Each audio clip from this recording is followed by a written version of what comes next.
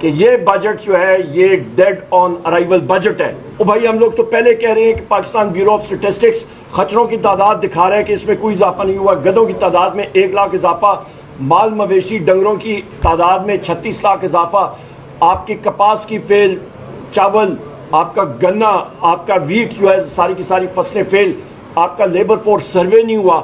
تو وہ ڈیٹا جو بیورو آف اسٹیٹسٹکس کا ہے وہ تو آغاز ہی یہیں سے, شروعات ہی اس کی فالٹی ہے. زنگ آلودہ سسٹم یا مشین ہے, اس پہ کوئی چیز آپ ڈالیں گے تو آپ کو رزلٹ بھی ٹھیک نہیں آئے گا.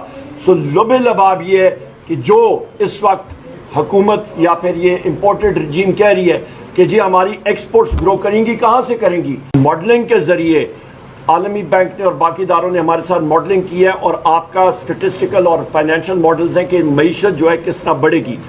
آج ہم نے کل بڑے زور لگایا اور ہم نے کہا کہ ان ایکسپرٹس کے سامنے ہمیں بٹھایا جائے, کیونکہ ہم بھی تھوڑا بہت جانتے ہیں فائنینس کے حوالے سے. آج 9 بجے ہمارے پاکستان تحریک انصاف کے ساتھی MNAs 6-7 ہم لوگ تھے, اور ورلڈ بینک کی ٹیم تھی اور منسٹری آف کامرس کی تھی. یہاں پہ یہ میں کہتا چلوں کہ ایکسپرٹس کو تو جو آپ سوال دیں گے وہ جواب دینے گے. لب لباب جس وقت ہم نے اس ماڈلز کا پوچھا تو کہتے ہوتے ہیں جس کے اوپر حکومت یا یہ انسٹالڈ رجیم اپنا سارا انحصار کر رہی تھی کہ جی گروتھ آپ کی ایکسپورٹس بڑھیں گی, آپ کی معیشت کیسے بڑھے گی. وہ کہتے ہیں کہ کھودا پہاڑ نکلا چوہا. اس ماڈل میں جو فلاز ہیں, جو خرابی ہیں, وہ یہ ہے کہ نمبر 1 وہ سٹیٹک ماڈل ہے, ساکن ماڈل ہے نمبر 1. نمبر 2 وہ بنیاد کہاں سے ڈیٹا لے رہا ہے؟ وہ پاکستان بیورو آف اسٹیٹسٹکس سے. بھائی ہم لوگ تو پہلے کہہ رہے ہیں کہ پاکستان بیورو آف اسٹیٹسٹکس خچروں کی تعداد دکھا رہا ہے کہ اس میں کوئی اضافہ نہیں ہوا. گدھوں کی تعداد میں 1 لاکھ اضافہ, مال مویشی ڈنگروں کی تعداد میں 36 لاکھ اضافہ, آپ کی کپاس کی فیل, چاول, آپ کا گنا, آپ کا ویٹ جو ہے ساری کی ساری فصلیں فیل, آپ کا لیبر فورس سروے نہیں ہوا. تو وہ ڈیٹا جو بیورو آف اسٹیٹسٹکس کا ہے وہ تو آغاز ہی یہیں سے, شروعات ہی اس کی فالٹی ہے. اور جو بین الاقوامی ایجنسیز بھی وہ ڈیٹا اٹھاتی ہیں, اس کی بنیاد پاکستان بیورو آف اسٹیٹسٹکس کا ڈیٹا ہے جو خود ہی فالٹی ہے. تو آپ ایک چیز کہتے ہوتے ہیں گاربیج ان گاربیج آؤٹ. آپ ایک سوال, ایک سسٹم, ایک آپ کا زنگ آلودہ سسٹم یا مشین ہے, اس پہ کوئی چیز آپ ڈالیں گے تو آپ کو رزلٹ بھی ٹھیک نہیں آئے گا. سو لب لباب یہ ہے کہ جو اس وقت حکومت یا پھر یہ امپورٹڈ رجیم کہہ رہی ہے کہ جی ہماری ایکسپورٹس گرو کریں گی, کہاں سے کریں گی؟ وہ پولیٹیکل کنسیڈریشن ہی نہیں انہوں نے ڈالا. ٹیرف سٹرکچر وہ کہتے ہیں جی امریکہ میں ہماری ٹیکسٹائلز کی ایکسپورٹس بڑھ جائیں گی. امریکہ میں بہت پاورفل ٹیکسٹائل لابی موجود ہے جو ٹیرفز بڑھا رہی ہے. وہ نہیں الاؤ کر رہے کہ آپ کے ڈیولپنگ کنٹری سے ٹیکسٹائلز وہاں پہ آئیں, وہ تو ٹیرف بڑھانے کے چکر میں ہے. تو یہ کیسے لے کے جائیں گے؟ وہاں پہ پبلک ایکشن کمیٹیز اس کو کہتے ہیں, پیکس اور سپر پیکس, ان کی بہت سخت لابیز ہوتی ہیں. تو ان کے لب لباب یہ ہے کہ انہوں نے جو ماڈلز اور جو مفروضوں پہ یہ ساری بات کر رہے ہیں, بات وہی ہے کہ یہ ٹوٹل ایک آپ شو بازی سمجھ لیں, یہ ٹوٹل الفاظ کا ہیر پھیری ہے. اور آخر میں یہ کہوں گا کہ جو ہم لوگ کہتے رہے ہیں کہ یہ بجٹ جو ہے یہ ڈیڈ آن ارائیول بجٹ ہے. سب سے پہلی چیز اور آخری بات میں کر کے اجازت لوں گا کہ انہوں نے کہا ہے جی کہ ہمارا جو خسارہ ہے وہ تقریباً 6500 ارب کا ہے, اور یہ لوگ اٹھائیں گے جناب بینکوں سے آپ کے لونز 6300 ارب روپے کے. 97% بجٹ خسارہ یہ آپ کے بینکنگ سیکٹر سے اٹھائیں گے. تو پیچھے رہتا کیا ہے؟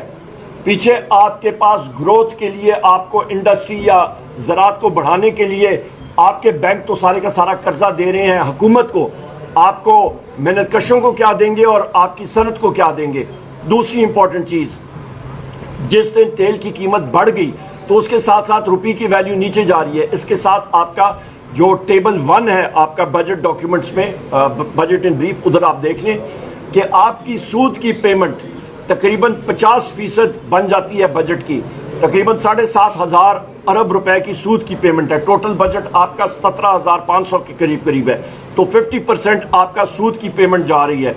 اور سود کی پیمنٹ کیونکہ یہاں پہ آپ کی روپی کی ویلیو ڈی ویلیو ہوگی, سود آپ کا بڑھ جائے گا. تیسری امپورٹنٹ پوائنٹ یہ ہے کہ جناب ان کا جو قرضہ انہوں نے لوکل کرنسی میں کیا ہوا ہے, قرضے کی ادائیگی پچھلے سال کے مقابلے میں 1000 ارب یا کم ہوئی ہے. تو وہ 1000 ارب جو کم ہوئی ہے, پیسہ کم انہوں نے دینا ہے, تو وہ کدھر استعمال کر رہے ہیں؟ ایک چھوٹا پورشن دفاع میں گیا, باقی کدھر جا رہے ہیں؟ باقی خواتین و ذات شاہ خرچیوں میں, ڈیولپمنٹ ایکسپینڈیچر میں وہ نہیں جا رہا. وہ سیونگ آپ کے ترقیاتی پروجیکٹس میں نہیں جا رہی. صرف 55 کروڑ روپے صوبہ خیبر پختونخوا کے لیے, باقی سارے کا سارا صرف تخت لاہور کے لیے, نہ جنوبی پنجاب کے لیے, نہ سندھ کے لیے, اور نہ ہی بلوچستان کے لیے. اس کو ہم لوگ کنڈیم کرتے ہیں. اور ایک چیز میں باور کرا دوں کہ اس وقت آپ کا بجٹ جو ہے یہ ڈومیسٹک ڈیٹ ٹریپ کی طرف لے کے جا رہے ہیں. اس بجٹ میں آپ کے بینک کے مالکان ارب پتی نہیں کھرب اور کھرب پتی بن رہے ہیں, کیونکہ وہ سارے کا سارا قرضہ بینکس جو ہیں وہ دے رہی ہیں حکومت کو. ان کو فائدہ ہو رہا ہے اور کسی کو فائدہ اس بجٹ میں نہیں ہو رہا. بہت شکریہ. ایک بات کہنا چاہتا ہوں, جیسے انہوں نے کہا ہے کہ ملٹری لیڈرشپ کو مارنا یہ ایک ایکٹ آف ٹیرر ہے.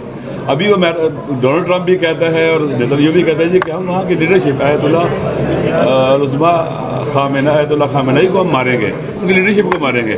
یہ ٹوٹلی بکھلائے ہوئے لوگ ہیں, ڈرے ہوئے لوگ ہیں کہ آپ ایک بندے کو مار کے تو سیکنڈ بندہ نہیں آ جائے گا. لیکن یہ بات یہ کہنا خود ایکٹ آف ٹیرر ہے. اسے پتہ چل رہا ہے کہ یہ جتنے بھی ہیں, چاہے وہ امریکہ کہہ رہا ہے, ڈونلڈ ٹرمپ کہہ رہا ہے, چاہے نیتنیاہو کہتا ہے, اس کے وزیر کہہ رہے ہیں. اور پھر ابھی نیتنیاہو کے ایک وزیر نے کہا ہے کہ لوگ ناکازاکی اور ہیروشیما کو یاد رکھیں ایران کے عوام, یعنی ہم ان کو ایٹم بم ماریں گے. یہ اس طرح کے تھریٹس دے رہا ہے, اور میرے خیال میں خاموشی اس طرح کے اقدامات کے مقابلے میں خاموش رہنا بھی جرم ہے.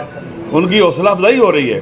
اور اگر اسرائیل کو نہ روکا گیا, چیزوں کو نہ روکا گیا, تو یہ جنگ اس پورے خطے کو لپیٹ میں لے لے گی اور تباہی و بربادی ہوگی. اس لیے ضروری ہے کہ اس طرح کے اقدامات کو بھی کنڈیم کرنا چاہیے, اور ان کی کیا اسے کہتے ہیں کہ ان کو اکاؤنٹیبل بنانا چاہیے, تاکہ اس طرح کی حرکت آئندہ کوئی بھی نہ کر سکے. جب عراق کے اوپر حملہ ہوا, لیبیا میں حملہ ہوا, اور آپ کو معلوم ہے کہ وہاں پہ بھی وہ ممالک ایٹم بم نہیں بنا رہے تھے بلکہ رجیم چینج کی جنگ تھی. اور ابھی بھی آپ کو معلوم ہے کہ عراق جو ایران کے اندر ہونے جا رہا ہے وہ بھی رجیم چینج ہے, وہاں پہ کوئی قبضے کی کوشش نہیں ہے. تو اس وقت جب عرب اسپرنگ تھی تو ایران کیوں خاموش رہا, کیوں سیکٹیرین بیس کے اوپر ایران کی جو فارن پالیسی ہے وہ چلتی ہے؟ اور پاکستان کے اندر بھی جو لوگ ہیں, جو سیاستدان ہیں, وہ سیکٹیرین بیس کے اوپر پاکستان کو کیوں ان جنگوں میں گھسیٹنا چاہتے ہیں؟ پہلی بات یہ ہے کہ یہ ایران کا مسئلہ ہے.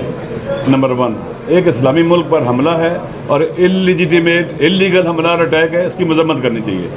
نمبر 2, میرے خیال میں آپ ہسٹری سے واقف نہیں ہیں, آپ نے پڑھا نہیں ہے کہ انہوں نے کبھی بھی عراق پر حملے کی حمایت نہیں کی, کبھی لیبیا پر حملے کی حمایت نہیں کی. لیبیا پر نیٹو فورسز نے حملہ کیا تھا, کس نے تائید کی تھی اس کی؟ کون لوگ ساتھ ہیں اس سے؟ کہاں کے لیے امریکن اور نیٹو کے فورسز کے جہاز حملہ کر رہے تھے؟ عرب اسپرنگ کا مسئلہ ہے. انہوں نے ہمیشہ, مجھے یاد ہے, عوامی جدوجہد کو سپورٹ کرتے ہیں, جہاں جو بھی حکومت عوام لے کے ہیں. ایران میں 46 سال سے امریکہ کوشش کر رہا ہے کہ وہاں کی حکومت چینج کرے, انقلاب کو شکست نہیں دے سکا, آئندہ بھی ہار جائے گا. یہ میرا آپ کو قول ہے, دیکھ لینا. انشاءاللہ.